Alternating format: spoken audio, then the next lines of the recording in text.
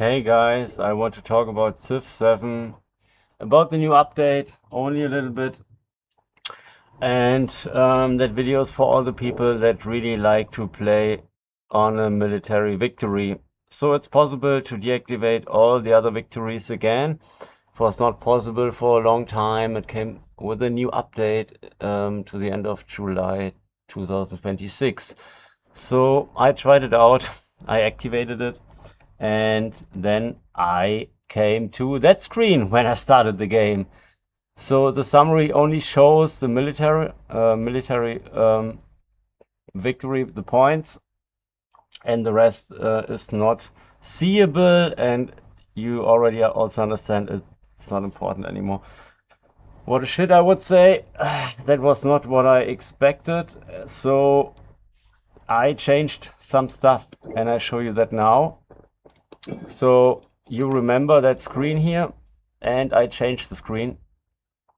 I also changed the rules of the game. So first big problem about the military victory. Usually in the end game, when you're on the third age, then you can really easy win the game. It's like only 1.2 times more points are needed in the end, and that can be done really easy. So it goes more down and down. Now you see here, first you need 6 times more, then you need 4 times more, and later in the usual default game you can win it with 1.2 times more, and that is too easy. So we changed it. It's still only possible to win if you have 4 times the points than the second biggest player. So also I changed the rules, what happens with the points that you get out of science, economics and culture. You also, when you go over it, here you see it in German, but you can switch it in English later on your own. It's not a big problem, or perhaps I will also create that. So for each point you get an upgrade for your commander, and that is only for the commanders that run that can run around. That is, yeah, not for them that are on the water or that are in the air. With the points that you get here out of economics, for each 3,000 points you can upgrade your commander that is running on the sea or that is flying around.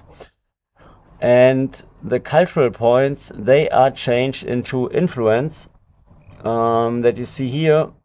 So 270 points, that is 54 points of influence that I get every round extra. That is a little bit too high. We will go down with that a little bit. Perhaps it's only 10 for 10 points you get 1 influence point, but everything else makes still sense. You can see them, you can also go on them, and you can also, if you want to know for what did you get the points, you see here in detail for what you get the points here, and it should make the military game much more interesting, because I think that is also there are two things from that I always had two less, that were the influence points, so you couldn't make really good strategies. And also when I think about my commanders, let's take one out. So you can upgrade them up to 35 points, I count here. And I never got more than 8 or 10 points on one commander. But now for a really long time game, you can make them much more important, and you can upgrade them much more. Also, the last rule that we implemented at the moment is the disadvantage we see when we take a city of an AI that was perhaps stronger before. So after taking 1, 2 or 3 cities from an opponent, you already recognize he will not recover from that. So that is also not what we want. We want to have them stronger, or want to give them an advantage when we take or destroy a city of the opponents. So we created something that should help and rebalance. So if one of the big civilizations, 1, 2, 3, 4, takes or destroys the city from a lower one, the lower civilization will get an advantage. So it belongs to the age, but let's take a city that is in the size of 10 or 19, for example, and we take it. That guy will get directly after taking the city that extra points, and also for 15 rounds that bonus on production.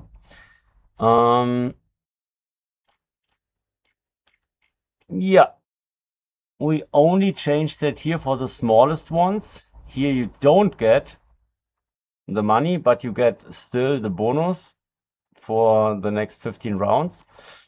And we hope that it makes AI stronger and more interesting. We still also work on another point that you see here when you look at the points. The points are not so important at the moment. I see that I'm much stronger and that I also have to work on that. But you also see that the development of the cities of AI is going in a direction that it stops. Also, other people recognize that already in the second age. And I'm not sure if I said it already, but the RHQ app, that's RHQ mod, that is a mod that makes AI better.